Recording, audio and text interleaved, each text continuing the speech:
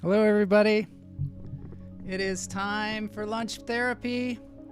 It's around noon. It's a beautiful day. It's a beautiful day here in Los Angeles. Apparently, we're going to get another heat wave. I'm up for it. It's cool. The thing I'm not up for is more fires. Definitely don't want that. But what can we do? What can we do?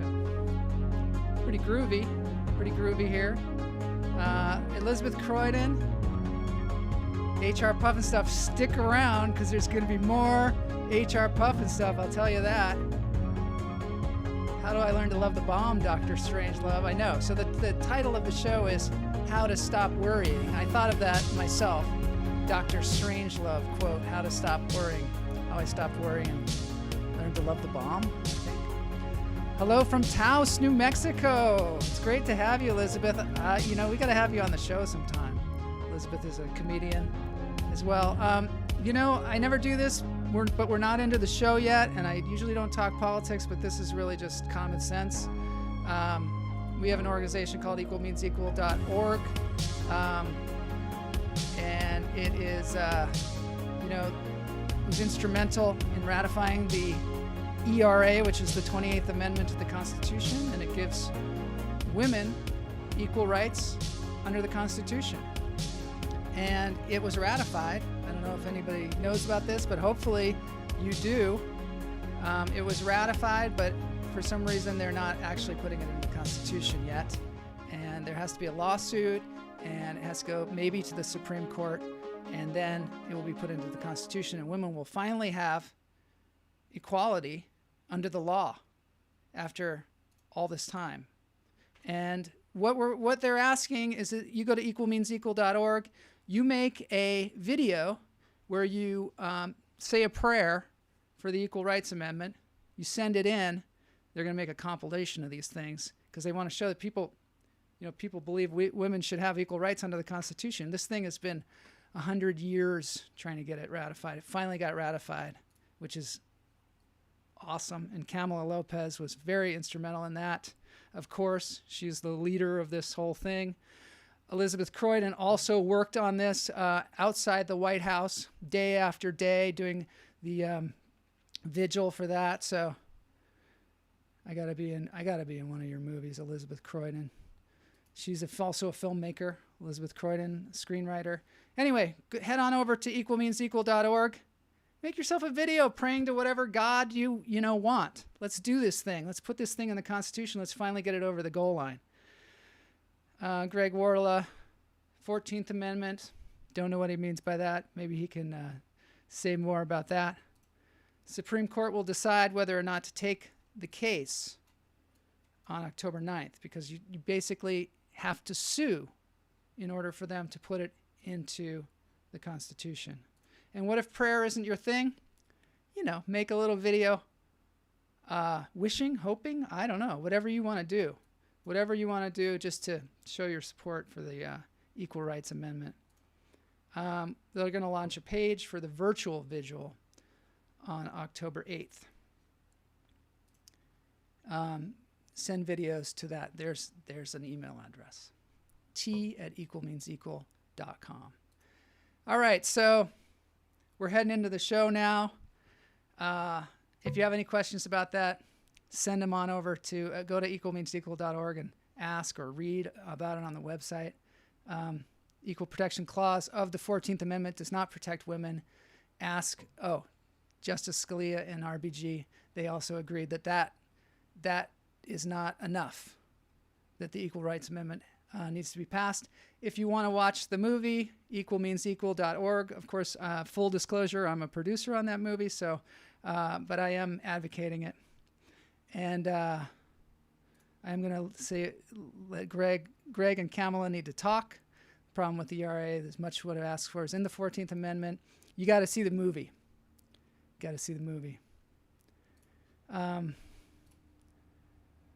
There's a lot of talk here. We're going to just let this happen before we jump into our circle here. All I want for my 50th birthday is the Supreme Court to take the equalmeansequal.org case with attorney Wendy Murphy. All right. There we go. All right, people. We've said our thing on that. Now we're going to draw a circle. We're going to step in. We're going to leave all the crap and the politics behind. And we're going to jump in and have some fun. This is Lunch Therapy. Welcome.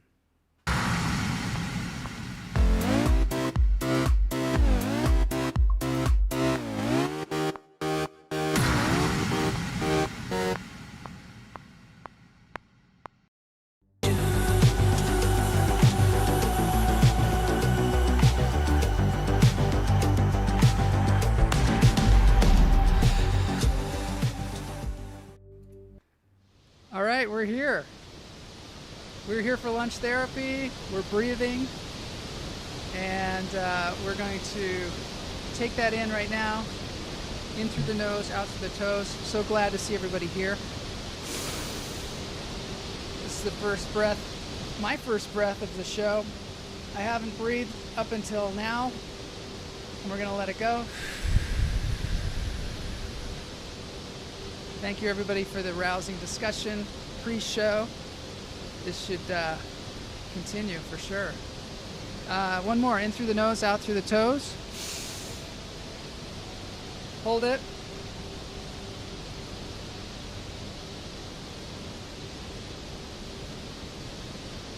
Let it go. Lunch Therapy is a show where we try and keep our head on straight, giving us a little break. It's almost a meditation.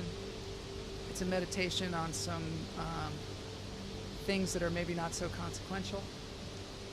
Sometimes I think we need that. I definitely need it. With all the crap that's going on in the world, this is a break from the crap. One of our viewers said that they love waterfalls. And we had this waterfall on the show earlier. Her name is Pam Palmieri, and she is one of our viewers. I don't think she's here yet, but this waterfall is for Pam. So one more time, in through the nose, out through the toes. Hold it.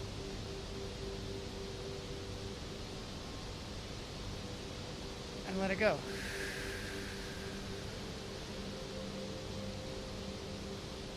All right, let's get into the show, because I've got some stuff for Elizabeth Croydon, because she loves HR Puffin stuff, as I do too. But this is something that I had wanted to wrap up from yesterday. Yesterday, we talked about Anne Hamilton Byrne, because we were talking about cults, and cults are sort of endlessly fascinating to me. I don't know about y'all, but hopefully, because it's very interesting. So one of the things that I found out was on the web, people are saying that Julian Assange was in this cult, was one of these kids. So basically, just to reiterate, Anne Hamilton Byrne was this woman in the 60s who started a cult, had a lot of psychological control over people, especially very intelligent people who were doctors, and some of them were psychiatrists, and they experimented with LSD, and they did all this wacky stuff. And then she started collecting children. She would act like she was pregnant, but she wasn't. In fact, at some point she had a hysterectomy, and so she would wear big clothes and act like she was pregnant, and then she would have people adopt kids from unwed mothers, and she would take them on. She'd bring them to this place, and that would that she collected 26 kids, and she said that they were her own kids, but she neglected them, and she had these people take care of them called aunties. This is the house behind me, and they would tell the kids that, oh, your mother's off in England having tea with the Queen. They would tell the kids that she was the second coming of Jesus, and you had to train to become teachers, so that when the end of the world comes, the survivors from the end of the world will have to be taught by you. So the kids would train, and they'd starve them, and they'd give them LSD and all kinds of terrible drugs, and it was just a horrible thing. And finally the FBI, or finally the feds there in Australia came in and got the kids out. And she was fined $5,000. So one of the things that came up, though, about this is that people are saying that Julian Assange was one of these kids. Julian Assange, the WikiLeaks founder. And, you know, it's kind of a good story because he kind of looks like a lot of the kids. They had their hair dyed blonde. And in fact, somebody has a picture of some of the kids and has one of the kids circled saying that's Julian Assange. And so, you know, I wanted to get to the bottom of it because it's a very interesting part of this crazy story. And it turns out he says that his mom's boyfriend at some point was in this cult. And the mom's boyfriend had, and this is the way that it was quoted in the article, had a sinister presence, a psychological power over his family. Interesting links, wiki links. And you can actually, you know, look at that and see how that relates to other cults in the world. I'm going to look at some of the comments here. Greg says, my problem with waterfalls is that my mom potty trained me by turning the faucet on. So the sound of, darn, I'll be right back. See? That's how we're going to lose viewers with the sound of waterfalls. Cults are hilarious and dangerous. Exactly. They're. I think it's fascinating because usually people who join cults are not dumb. Like, you think they're just sheeple that are just told what to do and they just do it. But a lot of times they're really, really intelligent people. And this cult was like that, where these really smart, you'd think they were smart intellectual people. They knew a lot about psychology, and yet they totally succumbed to the power of Anne Hamilton Byrne, who wasn't even named Anne Hamilton Byrne. She had a completely different name, and she was faking it. She was totally faking it. And I wanted to jump in and just, there's a couple of things that I wanted to wrap up as well from yesterday. Let's just get on to the next thing, which let's just see what Ganell says. Our cult, oh, by the way, we do have a cult. Elizabeth, hopefully you'll be a member. This is not a mind control cult. It's called Cult of the Hummingbird. And it's not dangerous. We're just about a bunch of happy hummingbirds. See, that's the other thing, is we're evaluating cults because we want to know, where do the cults go wrong? Where do they turn bad? Because we don't want that to happen to our cult, right? A cult, not a cult. I like that. I like that a lot. Let's see what Mary says, because she has a lot of stuff to say. People join cults. People who, I think, join cults can be very intelligent. They are so good at rationalizing and self-justification that they force the issue because they can't believe they have made a bad choice. Ah, exactly. Yeah, they force it. They start to really reinforce this idea because they put so much time and mental energy into it, and all of their friends are in it, so they don't want to, because if they renounce it, all of a sudden they're just like drifting, and then they're like, what's real and what's not? Elizabeth says, I'm open to it. I'm a member and high priestess of the cult of Bull. Wow, that's interesting. I'm going to have to hear more about the cult of Bull. But yeah, that's the other great thing about hummingbirds. The hummingbird cult is you can be a member of that cult and oh, she's dictating. And you can be a member of Cult of the Hummingbird and Cult of Bull and whatever other cult you want to be in. Maybe Jared Leto's cult, the Echelon cult. Welcome to the cult, Elizabeth. You're in. Subgenius.com. This is fun because I think the idea of cults ignite a lot of firing of the neural pathways, I think. Greg Wertela, I like Cult of Personality. I love that song too. Cult of Personality. Yeah, I love that. I'm taking requests. All right, so I'm going to jump in because I've got some really important stuff here. It's a new segment. Elizabeth says thank you to Ganell. I've got a new segment. It's called Breaking Olds. Breaking Olds, meaning the opposite of breaking news. It's like old stuff that I just found out, and I'm going to tell you about it. Here's our segment, Breaking Olds.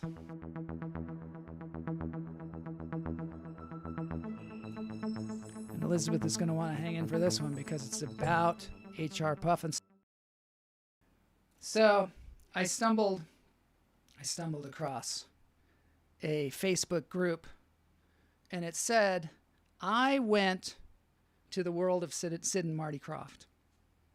So a lot of you know Sid and Marty Krofft. I want to get them on the show. I've been calling them and I've been emailing them, trying to get a hold of them because I think they're fascinating, Sid and Marty Krofft. When I was a kid, we used to watch the shows and it was like Sigmund and the Sea Monsters, HR Puff and stuff, Lidsville, all kinds of stuff. And they even went on to make live action shows with the Osmonds and Richard Pryor, and they made a political DC Follies show, but most of the time there were puppets and big, costume characters in it, and they seemed sort of low budget, but apparently these guys put their own money into this thing, and they really worked hard to make them cool. And they also were responsible for the banana splits in that they made the costumes. And I also find it fascinating. Land of the Lost. Thank you very much, Matt. Yeah, Land of the Lost. We've got a slee stack up there in the corner. And one of the things Sid and Marty Krofft said is that they made the shows because they wanted to scare the crap out of kids. I think that's really funny that they made kids shows, and they actually, the fact that slee stacks were kind of scary, they liked that. And so let's see what Greg says. Send them a video of you dressed as HR. I definitely would love to have a costume of HR Puff and stuff. If anybody knows where I can get one, I'd wear it around. I'd wear it around town. Glad to see Electra Woman and Dinah Girl. That's right. I seem to be in the way of that, but there it is. I hear actually they're remaking it or possibly remade it. Yeah, so this is one of my favorite things, I guess. And so I'd love to talk to these guys. I missed my chance because I had a friend who lived in the Hollywood Hills. And I don't understand the Hollywood Hills. It's a weird place. I don't know. A lot of you have been there before. Dr. Shrinker, yeah. Yeah. So I don't even know if I'll get through this because I'm so excited about this. But anyway, up in the Hollywood Hills, it's just a weird place to live. People build these elaborate houses just precariously perched on a cliff so that the view is incredible. And the house is sort of I don't know. I feel like a lot of the houses are like, fuck you, I made it. I finally made it. This is my house. Check it out. It's crazy. And, it might fall off the cliff, but people don't really care. Every once in a while, one of them falls from the earthquakes or something like that. And the roads are super windy. So I think probably that song, Every Day is a Winding Road, I think probably Sheryl Crow must have lived up there because I don't know what it'd be like to live up there. Hey, Randy Rohde, good to see you from Twitch. Deidre Hall was Electra Woman. Huge crush on her. Maybe we can get her on the show. Sid and Marty, yes, they are still alive. I think Marty's in his 90s. I think Sid might be hitting there pretty soon. Yeah, I would love to have them on a Zoom call if anybody can get a hold of them. Anyway, Every Day is a Winding Road. And I don't know how you live up in the hills and do that every day. It would just make me dizzy as hell. And then also the precarious perching. But anyway, this has nothing to do with anything except for the fact that I was up there in one of those houses, looking out over the landscape, and I saw this other house that looked like, something from Sid and Marty Krofft. And I was like, look at that. That looks like something from Sigmund and the Sea Monsters. And my friend who lived in the house said, well, that's funny you say that because that's Marty Krofft's house or Sid Kroft's house. And he said, you could go down there and talk to them because they're very friendly. And he said, I've been down there and, we hang out with them. And what did I do? Nothing. I didn't go down there and hang out with them. It's ridiculous. Do they live together? It's a good question. I looked it up, that house, because I wanted to show y'all. And it does say, let me show y'all here. That's my thing, to say y'all. It says it's Sid's house. So, I don't know. Maybe they do. I don't know. But they're brothers. And one of the things, while I look for this, one of the things that's true about them is that they didn't do any drugs. A lot of times people will say, oh, Sid and Marty Krofft, they were like dropping acid, like Ann Hamilton Byrne or something. I couldn't find the picture. But no, apparently from what they say, they were totally stone cold sober through this whole thing. They didn't do any drugs. They didn't do any of that stuff. They just said, we have really wild imaginations. And you know what? I believe them. One of the things that I wanted to show you is that they were puppeteers, right? They were puppeteers, and they were legitimate puppeteers. They even made up a story. Yeah, just pretend they agreed. I'll just call them up and be like, hey, now it's time for our interview. So they made up a story that they came from Greece, and it's a family of puppeteers, and that it's just in their family and their blood, and that way, they could get away with all the weird stuff that they're doing. And they actually, Sid had his own puppet show for a long time that was not a television show. You'd go around and puppet. So, I run across this Facebook group, right? And the Facebook group is, I went to the world of Sid and Marty Krofft. The kids that worked for them were tripping the whole time. Of course, it was the 60s, right? I don't believe that no drugs thing for a second. When you meet these guys, you believe it, though. I was watching reruns. I was high watching reruns on YouTube. Yeah, so it was a sort of a drug-inducing experience. Full disclosure, I never really did drugs. I never did LSD. I never snorted cocaine or did any of that stuff. And I love this. I loved Sid and Marty Krofft. So maybe it's a brain impairment. Sure, who doesn't imagine talking mushrooms and a dragon named Puff and stuff? Or like many people say, point to the fact that they made an entire show about hats that were alive. Lidsville. So let me get to this. The world of Sid and Marty Krofft. So in Atlanta in the 70s, this hotel, the Omni Hotel, said, hey, we really want to have something fun in our hotel. And it's a wacky looking place. I mean, if you look at it, it's the Omni Hotel. They said, we want to have something really fun. Who's fun? What could we make that's super fun? And so they made this amusement park called The World of Sid and Marty Krofft. And it was several levels. I'm going to show you some stuff about it because it's super cool. It was several levels. And let's see if I can do the multimedia portion of the show here. Here's Sid and Marty hanging out. They do look like they're tripping, don't they? They really look like they are. I mean, look at them. They're just enjoying it. They're just having a great time. That was a good one, Elizabeth. That must be this one. I have yet to puff and stuff while watching puff and stuff. So there they are, just having a good time. They're just two brothers, just digging this place, making it. They really put their all into this thing. And it was an amusement park in 4 levels, I think. I finally found the pictures of them being puppeteers. There they are. That's cool. So this is it behind me.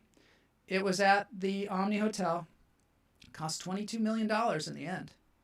And it had several levels. You'll see this is a map of it. The top level was called Fantasy Fair. And that was where you went. And there was there were just all kinds of puppets there. I'm not sure what was in Fantasy Fair, but Tranquility Terrace apparently had a carousel, and the carousel had these translucent animals on them that were made by rocket scientists or something. Uptown was the next layer, and it had I'll show you this in a minute, but it had a ride where you were in a pinball machine bouncing around. You were the ball. And there was a giant, like, robot or monster or something that would pull the pin back, and then you'd bounce around through all this, which, that sounds great. I know, I can't believe this. I can't believe I missed it either. Can they bring it back? I don't know. And so then you'd go down to Lidsville. They had a whole level for Lidsville where they had the hat characters walking around, being all hatty. I got a hat on today from the Comedy Store. They're not endorsing me, of course. But, sometimes they let me do some comedy there. Tranquility Terrace is clearly where you go to mellow out. Yeah. And then the very bottom, you take a you get in a mine shaft elevator, and you go down to the very bottom, which would be my favorite place, which is the Living Island Adventure, which is where Puffin Stuff was. H.R. Puffin Stuff and Witchy Poo and all that.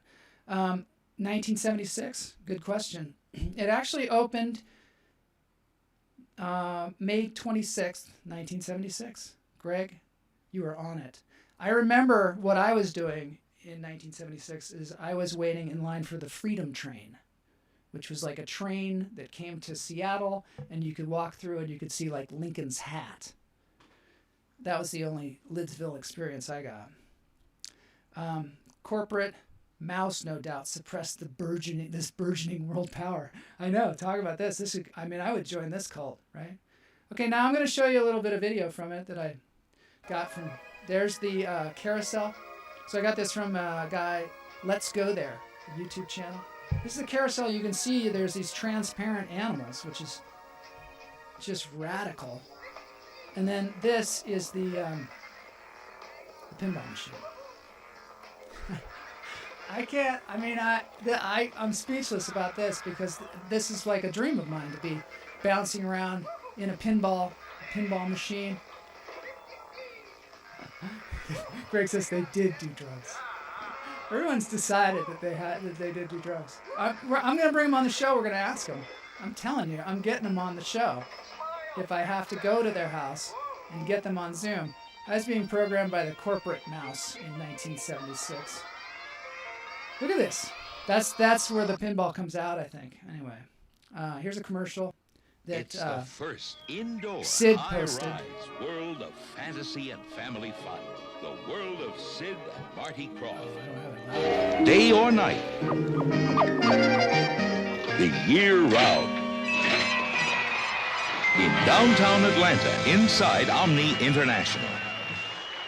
Opening May 26th. Now all the fun is indoors.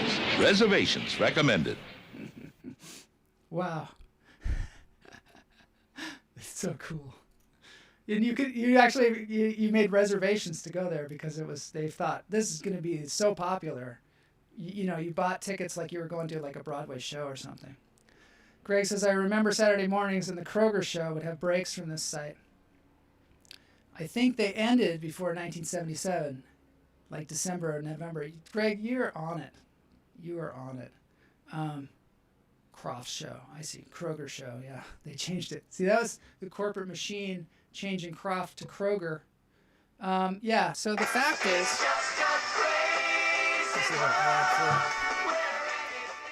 So, the fact is, it only lasted 5.5 months. Yeah. 5.5 months. That's all they gave it. Which, is astonishing because they had this massive opening. I finally found the picture. This is the picture of... Now I've got just a jumble of pictures here. This is the picture of Sid in his house. His crazy fireplace. He designed the whole house, and I missed it. I somehow missed it. I don't know how I missed it. This is Jimmy Carter at the opening of the park, the $22 million world of Sid and Marty Krofft. This is Ernest Borgnine on the horses riding in the carousel. Yeah. Yeah, it was my entire Saturday morning too. And I liked it. So what happened to the Sid and Marty Krofft? Well, I think you can see behind me what happened to it. It sat there. They closed it down. Part of it was because in the hotel, people complained because they're like staying overnight in this hotel and there's this loud amusement park going on. Other people complained that they had to pay like $5 to get in, and they only had enough stuff for maybe 4 hours worth of fun, which I think is ridiculous because I could probably go back many times. Marty, is that? Oh, did I say Sid and it was Marty? I cannot get them straight. The mouse is powerful, demands our full attention. Long live Ghibli Studios. Long live the Krofft brothers. Are you sure? Okay, this is something it's like Kukla Fran and Ollie. Kukla and Ollie, I always get them mixed up. I'm saying that that's Sid. That's what I'm saying. Because I look at him and he looks like a Marty. And, but I don't know. Maybe you can tell me. Anyway, the thing opened and closed in 5.5 months and it became CNN. CNN World Headquarters is now there, and you can see that there's the escalator, which was the world's longest escalator that went to the top of this thing. It's still there. People complained about the noise. The thing just sat there too, with like sheets covering everything for many years before they decided, oh, let's build CNN here. So that's kind of a drag. I don't want to leave on a bad note though. Ernest Borgnine won an Oscar for Marty. Oh, that's what's going on. I was having my own like Sid, Marty. I thought you were like, that's Marty sitting on his fireplace, but it's definitely Sid. But yes, Ernest Borgnine, one of my favorite. I mean, he's great. He was great. And he rode a mean Crystal Stallion, I'll tell you that, at the Sid and Marty Krofft world. I'm at the end of the show, unfortunately. There is a thing I just want to show you for 2 seconds. And maybe I won't do the sound on it. I don't know. But I don't know if you ever watched Mr. Show. I don't know if you ever watched the show Mr. Show. But I am just getting into it. And I discovered that on this show, they had a parody of Sid and Marty Krofft. Let's just check it out for a second before they ban me from this. So in their thing, they actually had an interview with these Sid and Marty Krofft type characters. And like you, balls were all over your Saturday they morning assumed they were television stoners. set when you were a kid. Yeah, people are always asking us, hey man, where'd you get those crazy ideas from? Well, this is the late 60s. Yeah, it was the early 70s. Yeah, so, we didn't have short attention spans like you kids today, I mean, back then, we could just sit and stare at a candle for 3 hours and just, have our minds blown. Anyway, this is awesome, and I recommend that you watch this. That's like taking a trip through a citrus mountain. Don't go. Oh, amazing. Sure, of course. Now, anytime. we'd like to show you the I would last talk about the show Krofft we ever brothers made. anytime. Anyway, this is hilarious. I don't know what to do about this. You were talking about, Elizabeth was talking about how she does an impression of the flute. There's definitely that. It happens later on. Let's just see. Professor, you need to use your phone. I don't know. I can't even continue because it's just too cool, and I can't wait to watch that again. You should check it out. Somebody has put it on YouTube. Georama. I don't know. Anyway, thanks to everybody for being here. This was super fun. Thanks for taking a break from all the important crap that's going on. I look forward to seeing you tomorrow. It is time for the dance break. And I have something awesome, as usual. This is the end of the show. This is where I play some band that I found out there, or some individual who is covering an awesome song in an awesome way. That's usually what it is. This was good brain candy. Thank you so much. Health, wealth, and stealth to all. Elizabeth, hopefully you'll come on and tell a crazy story sometime. I'm inviting you. Officially inviting you. And thanks for joining the cult of the Hummingbird. Dance break time. We're going to listen to some brass, and we're going to listen to some Rage Against the Machine and some trombones. And these people are cool. I don't know how long I can play it, just for a minute, just to give you a taste.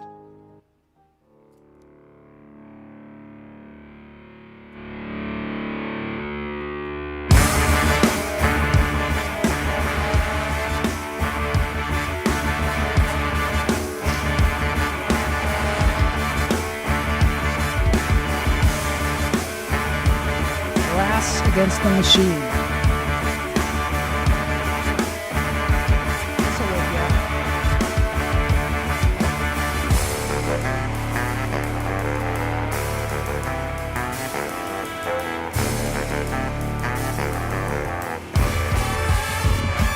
Come on!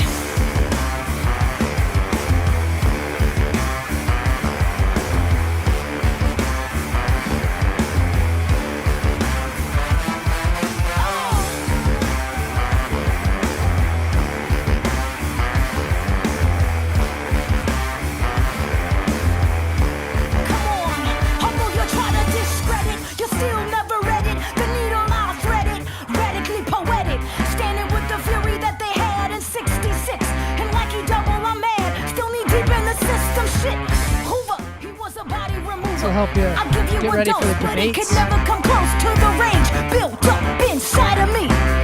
Fist in the air in the land of hypocrisy. Movements come and movements go. Leaders All right, I better go. I can't when this their heads are flown. Have a great day. See you tomorrow. Department of Police, the judges, the feds, networks at work, keeping people calm.